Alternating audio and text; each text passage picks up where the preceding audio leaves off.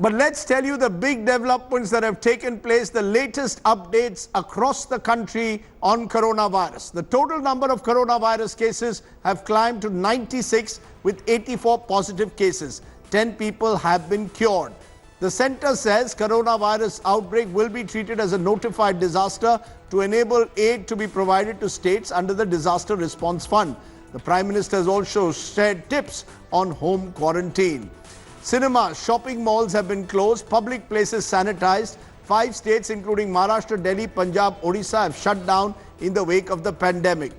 The IPL franchise owners, BCCI officials have decided to go ahead with April 15th as the IPL 2020's new date. The tournament could now be truncated amidst the coronavirus fears. The BCCI has also cracked down on all domestic cricket, suspended all domestic matches until further notice. Across the world, these are the big developments that are taking place on the coronavirus pandemic. Spain confirms more than 1,500 new cases of coronavirus in the last 24 hours, raising its total to 5,753, the second highest in Europe after Italy. Iran says the new coronavirus outbreak has killed another 97 people, pushing the death toll in the country to 611 amidst 12,729 confirmed cases. The US President has declared a national emergency, will use $50 million as federal aid as the coronavirus cases cross 2,000 in America. Russia is to close its borders with Poland and Norway to foreigners in a bid to limit the spread of the new coronavirus. Apple will close all of its stores outside China until the 27th of March in a bid to slow the spread of the coronavirus outbreak. Apple's online stores will remain open, but the office staff outside China will work remotely. Okay, we're going to focus, as I said at the start of the show, to try and bring you as much information about the fight against coronavirus, against COVID-19, what you can do and what not to do. You can hashtag us at Ask the Expert and go on our social media site on India Today, or call us on 0120-480-7310. Send your queries and videos to India Today on Twitter or Facebook. I'm joined by a special panel today. These are doctors who will be taking us through this entire process of what has happened on coronavirus.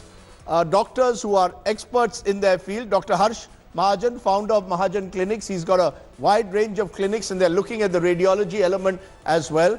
I'm joined by Dr. Sanjeev Bagai. Dr. Bagai is another expert who's going to tell us particularly what it means for children. That's an area that he focuses on. Dr. Wali joins me. He's been a physician in the past with the President. Thank you very much. Professor Ramanan Lakshminarayanan is Director, Center for Disease Dynamics, Economics and Policy. He teaches infectious disease at Princeton University. And Dr. Vivek Nangia, Head of Department and Director, Pulmonology at Fortis Hospital, joins us. Thank you all very much for joining us. Let's start today by going straight to all the queries that you have at the moment. But before that, I'm going to ask the doctors the very simple questions. First, let's come to the question from Manu Mini. It's the first question that we are getting. A person who is suffering from coronavirus, if he recovers, how soon can he get going again? I think that's what she means, or he means. How soon can she get going? Dr. Nangia, why don't you take that? Because, pulmonology is your subject. If someone gets coronavirus, quarantine presumably for 15 days? Absolutely, because what happens is that the patient, even after full recovery from the illness, can continue to shed the virus for another 10 to 15 days. So it's always advisable to take complete bed rest, isolate yourself and maintain a safe distance from even the family members. It's also important because a viral infection debilitates your immune system completely. It's totally devastating your immune system. So you yourself become susceptible to catching infections from others. So can you get coronavirus again is what I think the person is saying. Can you get it again? So to get a coronavirus again is very highly unlikely, I would say, because you've already developed an immune mechanism to be able to fight it. Although rarely you may, but not as a routine would you catch a coronavirus again. Let me ask you also what has been asked just now in the office as I was coming down. What if someone in this office building of ours, it's a 6-story building, what if someone in this office, Professor Lakshminarayanan, is tested positive for coronavirus? Do we all have to vacate this building? That's a great question. So it really depends on, whether that person has already interacted with people, in which case you might want to put them into self-quarantine. You certainly want to have that person go home, but the current norms are that you do actually send everyone who's been in contact with that person back home. The reason I'm asking you this is an incident happened today with Infosys in Bengaluru. The entire building was vacated. Does that mean that the entire building gets vacated for a few days till everyone in that building is checked? Well, that is the current guidance right now, because we're trying to prevent secondary infections from any primary infection. So that would be the current guidance. But actually, I think it also has to be a history of close contact. It's not like something that you just passed by somebody and you would have acquired it. Right. It has to be a close contact where you worked closely with somebody, sat across, met, discussed. So it's the whole social contact. Absolutely. Yeah, but I think Yes, doctor. it's better if you're overcautious, because in a building, Yes. Infosys, there may have been 1,000 employees. This person is going around. Who's going to check where he went, where he didn't go? Number one. Number two, he may be coughing, where all his droplets have fallen, the handles, the knobs. You don't really know. So I think it would be. So how long? For how long do you close down an office if someone in your office tests positive for coronavirus? See, all people, as has been said, go back home. They self-quarantine, work from home. What we know today is that the virus may survive for 48 hours on these surfaces, but that survivability also varies with the kind of surface it is. But I think it's prudent to be at home, work from home. I don't know, maybe Professor Lakshminarayanan can tell us what would be the outer limit. But the longer, the better. That's already happening across the world. More and more people are saying, if you can work remote from home work, this may change work management patterns. We're doing it in our office. People from our digital teams are going to work out of home. Is that wise, prudent? It absolutely is. I think currently we're in a phase where we're trying to contain the epidemic by social distancing. So in this situation, if we can minimize any chance of secondary infections, that would be important. And remember, we're not doing this because of the people in your office alone.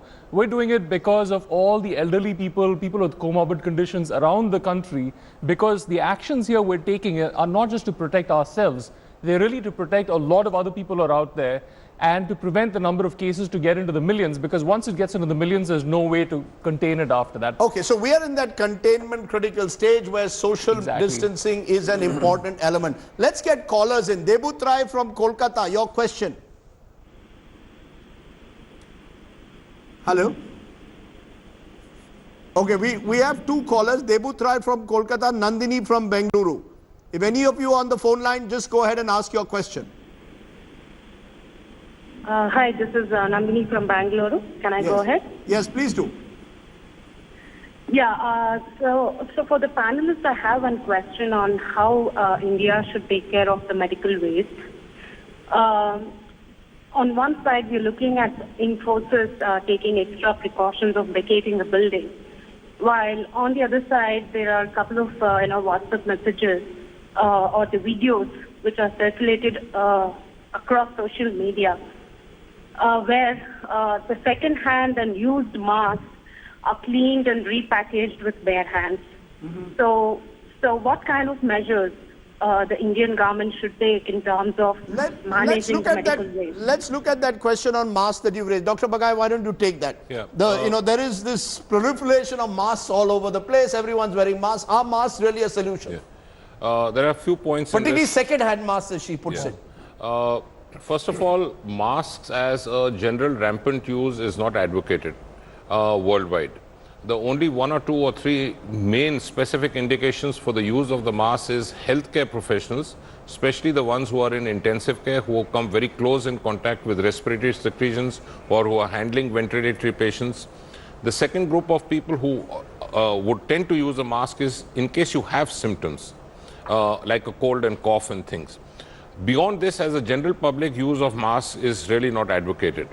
Regarding second-hand and reuse masks, I think it's preferable to use masks from a registered and an authorized dealer in terms of a pharmacy or a chemist.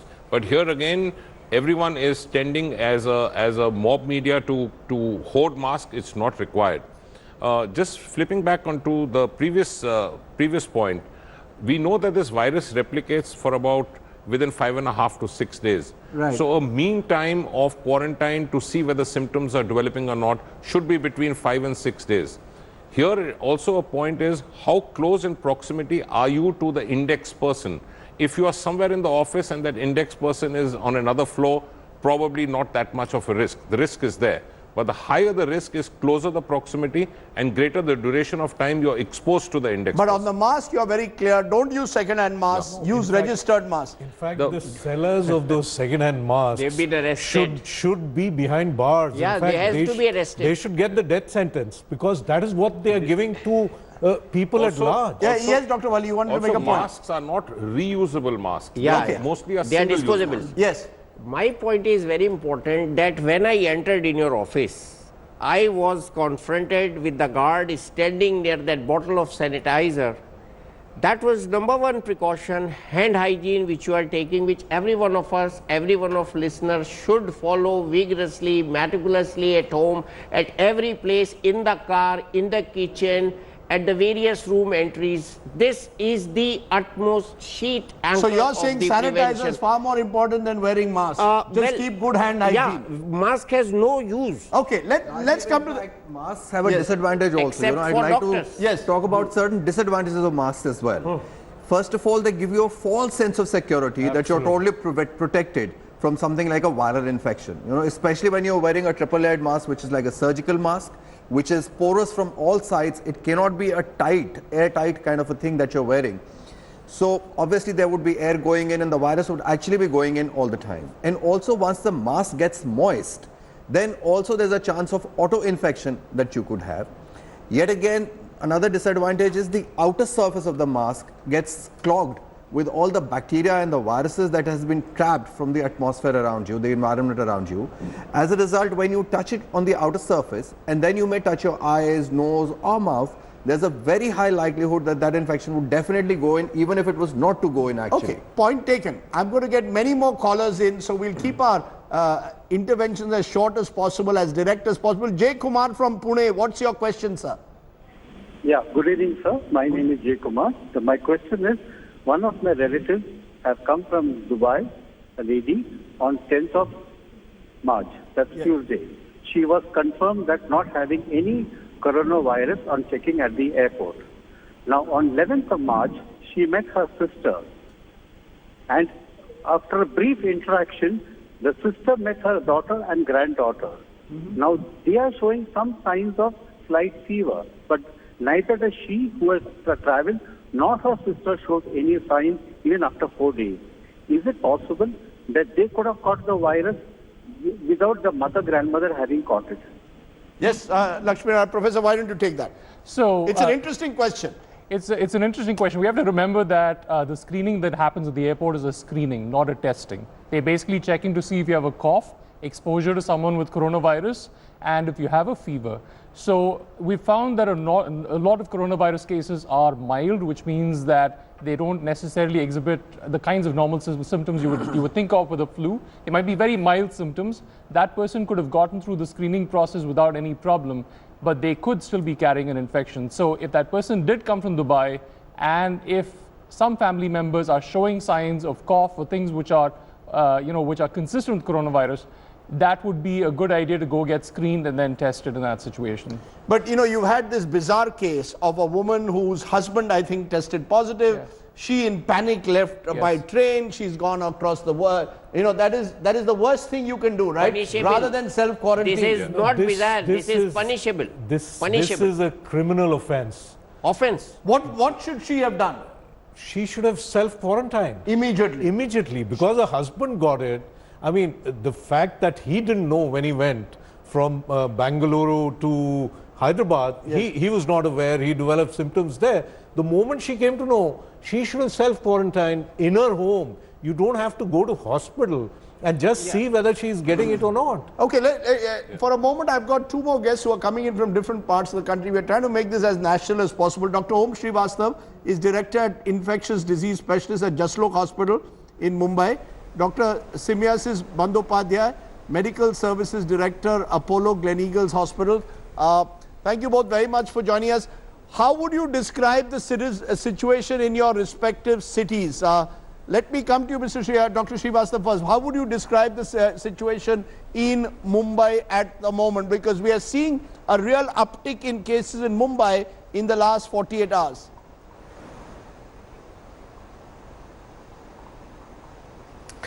Okay, so when we look at situations like this in public health, emergencies or about to evolve into emergencies, one of the things that needs to be taken into perspective is the doubling time of the number of suspected or confirmed patients.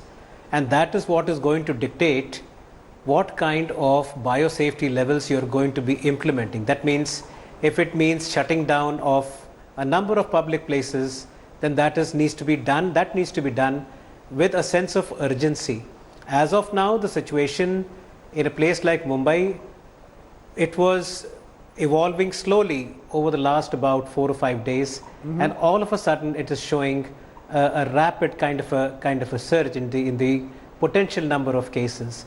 This is the kind of situation that requires that stringent measures need to be put into place, and not just policies. There needs to be an implementation, especially in relation to public places. So there are those things that we know where you are trying to avoid person-to-person contact because of the droplet, but you're also going to need to look at how a person-to-person contact, that is by fomite, is going to be spreading the virus more. And so the biggest measures need to come in that direction. Rajdeep. Okay, so there's a general belief that what state governments are doing with sort of virtually closing down malls, closing down swimming pools, closing down all kinds of mass gatherings is the right step to take at the moment. CP Katari is our next caller, and you're from Bengaluru. Go ahead.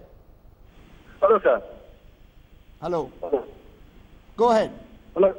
Sir, I'm Katari from Bangalore. Today I came to know in some news in Delhi, I think the Hindu Mahasabha, they had a party drinking cow urine so that it will be solve the problem of this chorus virus. So our government has to for these parties. They are not continue like this in this. Let me try.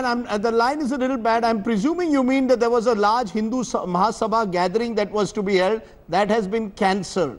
So therefore, mass gatherings are being cancelled. Dr. Bandyopadhyay, do you believe that what state governments are doing or what individuals are doing cancelling? Should it only be cancelling mass gatherings, i.e. a party function like the Hindu Mahasabha function, or should you be cancelling even a private party? Let's say I'm going to have a private party Saturday night for about 100 people or 50 people. Should I cancel it?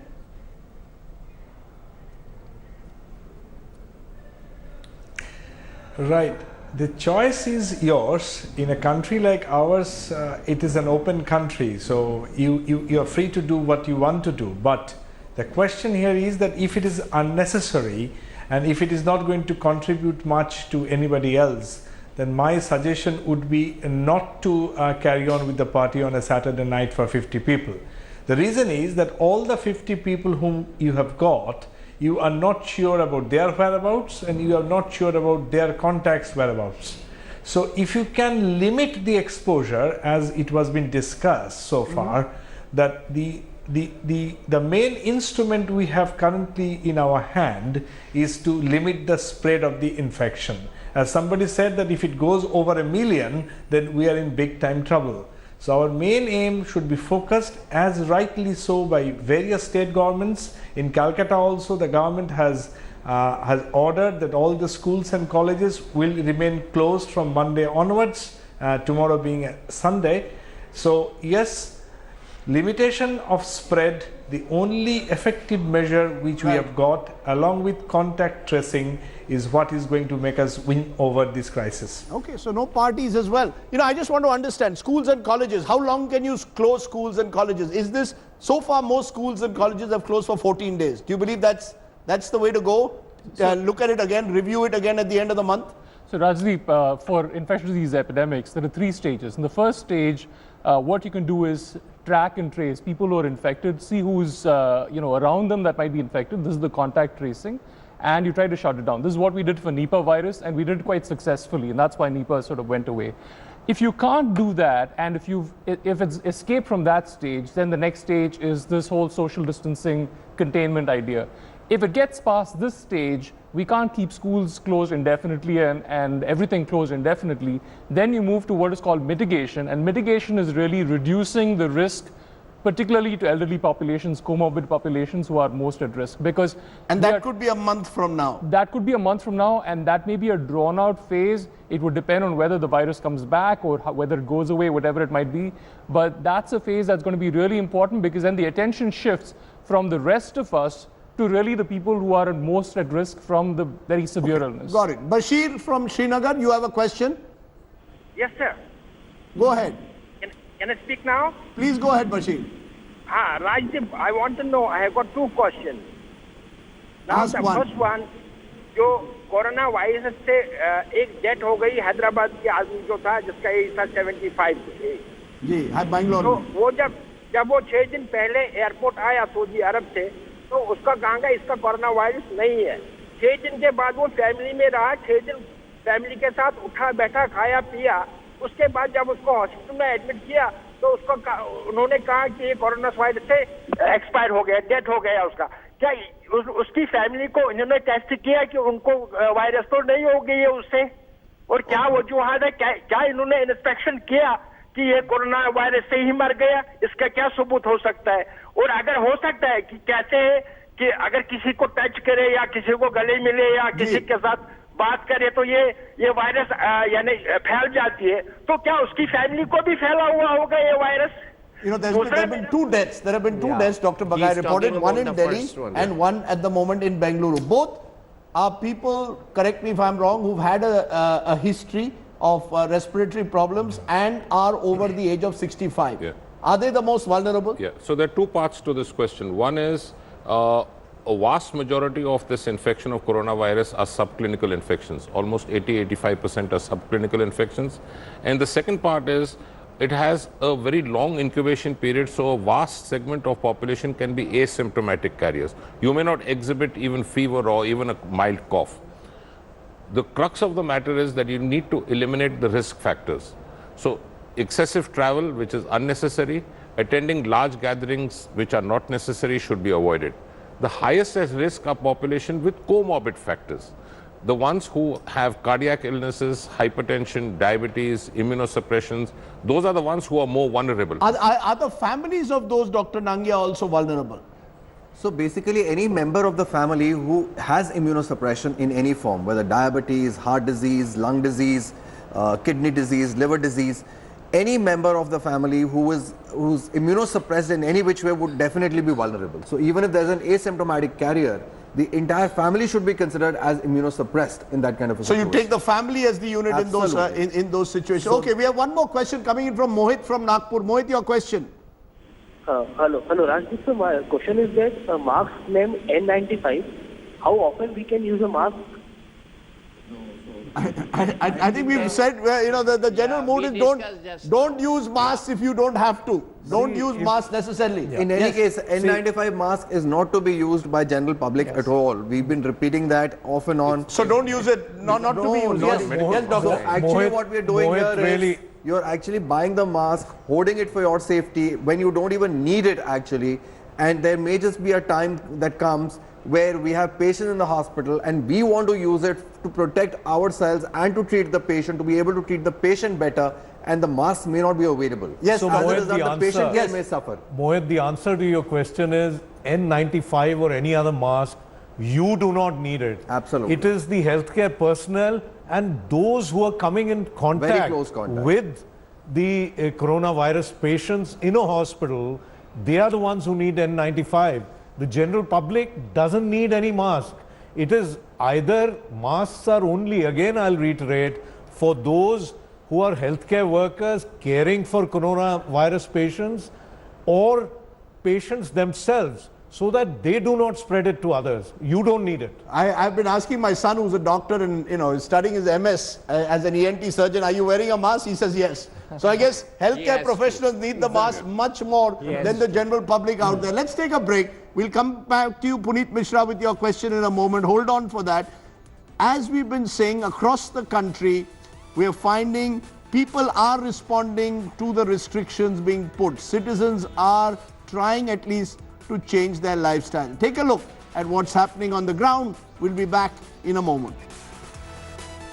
COVID-19 fear grips in. The state is gradually shifting into a mode of self-isolation.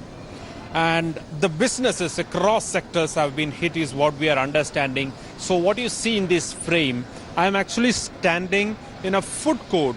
Remember, it's a Saturday evening, it's a weekend evening. This is not what you would want to see or what you would normally see on a weekend from any food court, any mall in a major town. COVID-19 fear has started to hit across sectors. It's not just to the healthcare sector or it's not just to the government and the administration, but the private sectors and the business sectors are also largely hit, is what we can see from Thiruvananthapuram. Welcome back to our special show where we are getting India's leading minds to try and explain your concerns over coronavirus. I'm going to put a halt for a moment to the call-ins because they are coming in large numbers to give general FAQs, the most frequently asked questions. The first one, how important is it to wear a mask? I think we discussed that before the break where we said unless you have a specific respiratory problem, you do not need to wear a mask. Best to avoid wearing a mask, in fact. The second question, for how long does the virus survive on surfaces? How long does it survive on surfaces? It's supposed to be about 8 to 12 hours. Again, depending on heat and depending on the kinds of surface, but that's about it. Okay. I don't think it's a big How important is it to stock up on essentials? The reason I'm asking this, and maybe you want to take it, Dr. Srivastav, there in Mumbai, because I'm hearing from friends in Mumbai, in certain areas, people are stocking up on essentials, panicking almost. Do you believe you need to stock up on essentials?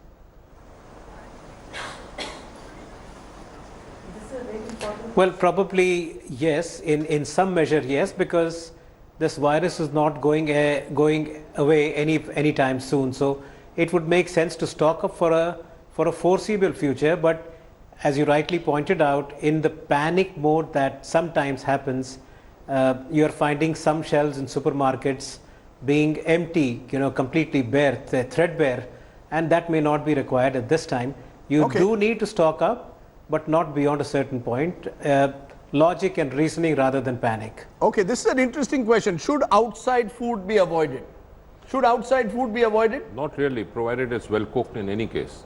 If the food is well cooked in any case, it will also prevent you from a host of other bacterial and other viral infections, which probably are more commoner than coronavirus. Dr. Wali, would you recommend me to go tonight after the show to a restaurant or not? Yeah, choose a good restaurant, eat out. Nothing will happen. No problem with eating out? No problem. If it is well cooked. No, if it is well cooked, the key is well cooked. Yes, doctor. Yeah, no, here the point is the food won't harm you, but if you're in a crowded restaurant, we are talking of social distancing. Are you saying avoid all crowded places for the next fortnight, including restaurants, any kind of crowded place? I would say so. Yeah, better be safe. Yes, it's better to be safe. Again, yes. Let's be clear, this is not about your safety. It's for the public safety, because in preventing that infection, you're slowing down the epidemic for the entire country. So it's almost like something you do as a civic duty. You don't have to worry about yourself. This is something you do for everyone else. Okay, the other question which we asked, the next FAQ, what if someone in my office is diagnosed? Do I have to quarantine? Can I go back to work? Dr. Nangi, I think you answered that earlier, but do you believe that, again, this is a civic duty of professional duty of everyone in the office to ensure that they self-quarantine if there's such a situation? No, so this should actually apply not only for this coronavirus epidemic time, but also for the usual colds and coughs when we have. Whenever you have any kind of flu, viral infection, all these infections actually spread by droplet only. So that is, anytime it's a good idea to just quarantine yourself. When you have a simple viral infection, maybe 5 to 7 days, and now when this corona is going on, probably 14 days. Okay. Is COVID-19 more or less contagious than the flu or other viral respiratory diseases? Dr. Bandyopadhyay, is there something specific about COVID-19 that makes it more contagious in your view?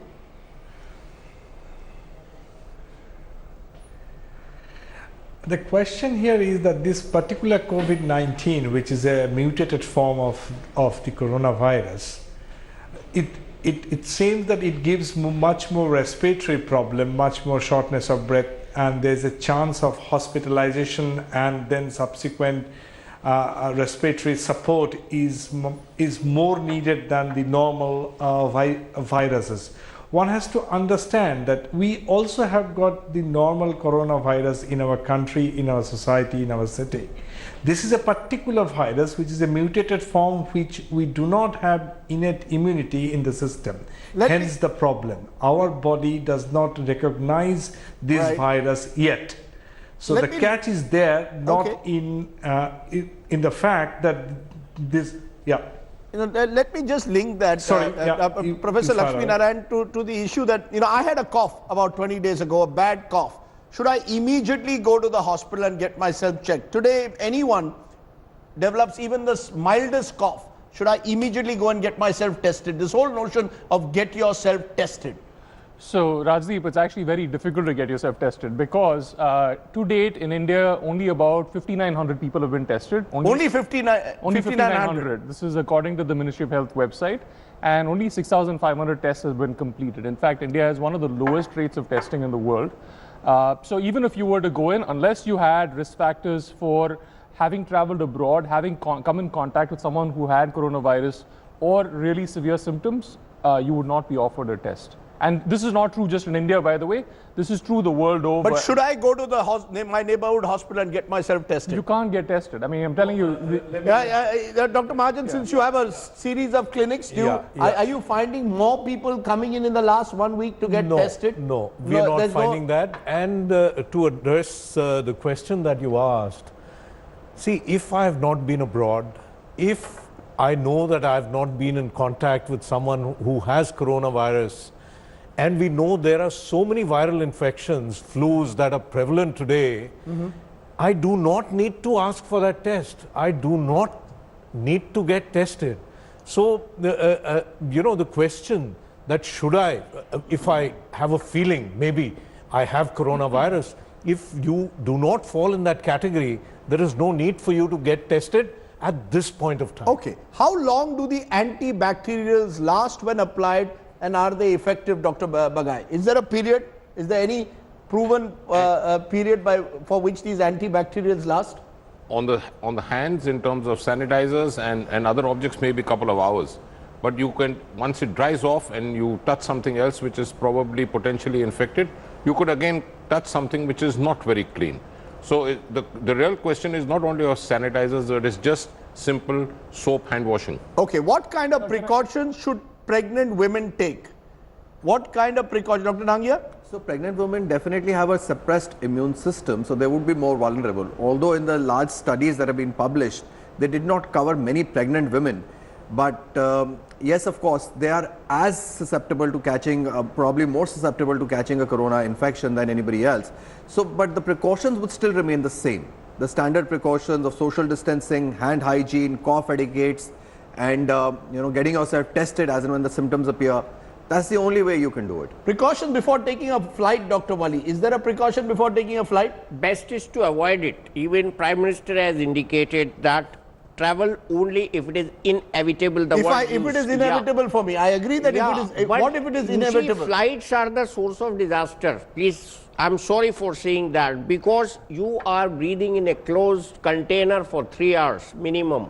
You don't know who is sitting next to you has some viral infection, and also we are having in this season same virus which we had last time, swine flu.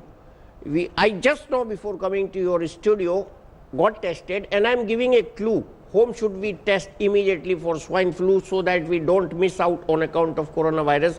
2, 3, 4 days cough, fever, not responding, not a single change, not a 10% change in the system, rather getting exhausted, worsening of the cough. Go to the lab, first get ruled out for swine flu. We are also getting H3N2 influenza, seasonal influenza, and in a mix of this, we are probably forgetting these diseases which we have an antiviral to treat. But you're saying basically avoid taking flights. As far as possible, avoid taking flights. Okay. The travel industry facing a setback. as we well know, including the aviation industry. What are the underlying health conditions that can put a person at greater risk of death from coronavirus? Why don't you take that, Professor? So from the Chinese data, we know that people who are of elderly population, so if you're above the age of 75 or 80, the risk of death is 1 in 6 if you have coronavirus. Your risk of death if you're under the age of 40 is less than 0.6%. So less than 0.6% if you're under the age of 40. Yeah, and if you're above the age of 70 or 80, it goes up to 1 in 6. It's about 15.8%. So it goes up dramatically with age. It also goes up with people who have cardiovascular conditions and diabetes. And so, you know, people with comorbid conditions are the ones that are most at risk. You know, Dr. Bandyopadhyay, are you finding any pattern in any patients that are coming to Jaslok, which is a leading hospital in Mumbai? Dr. Srivastav, in Mumbai, are you finding any pattern at all of the kind of people who are coming to you worried that they may be infected?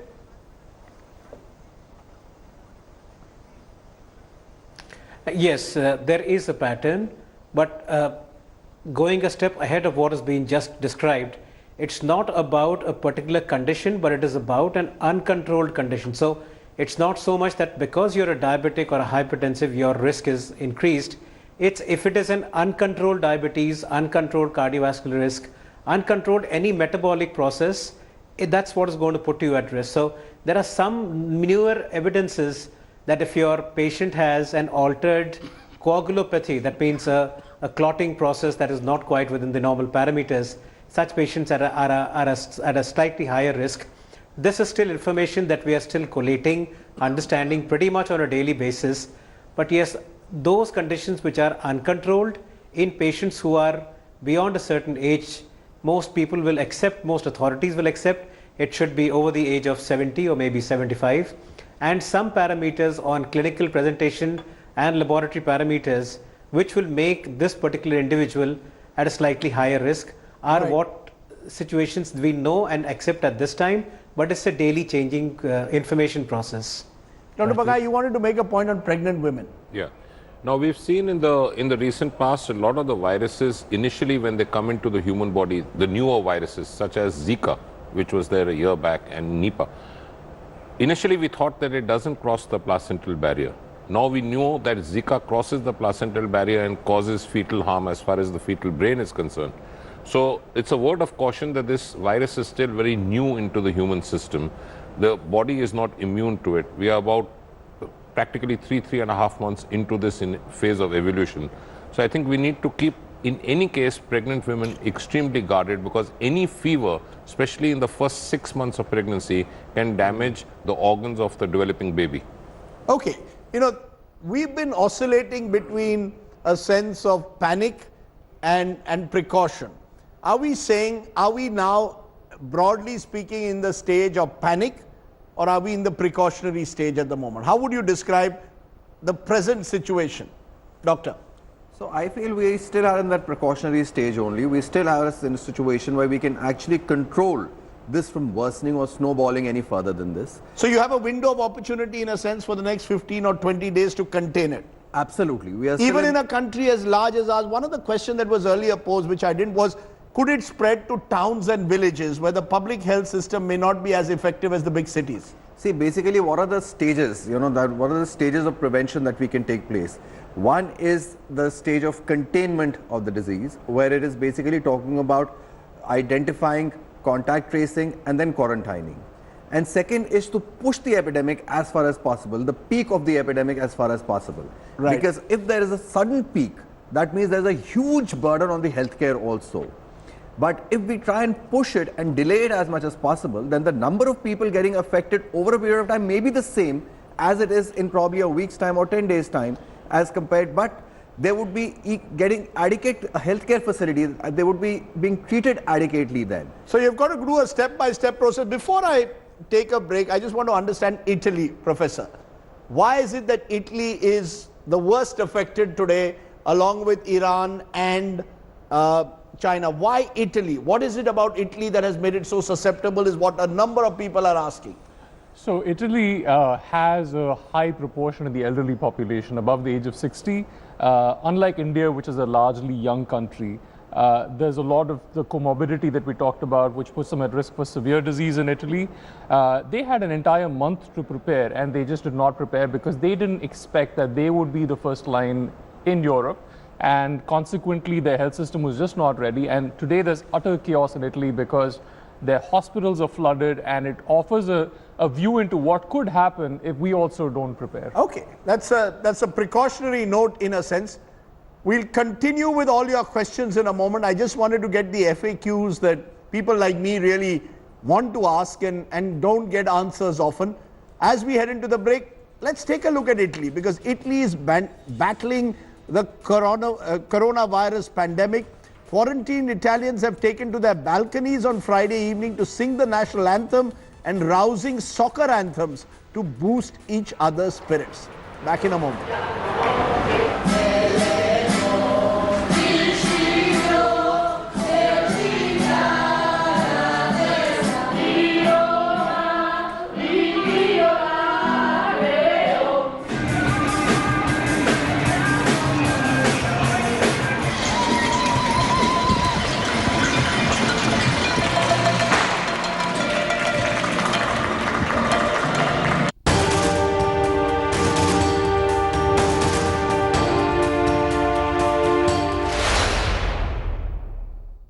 Hi everyone, Preeti Chaudhary here. Hope you like this video. For latest news and analysis, like and subscribe to the India Today YouTube channel. And don't forget to press the bell icon to stay updated. Thank you for watching.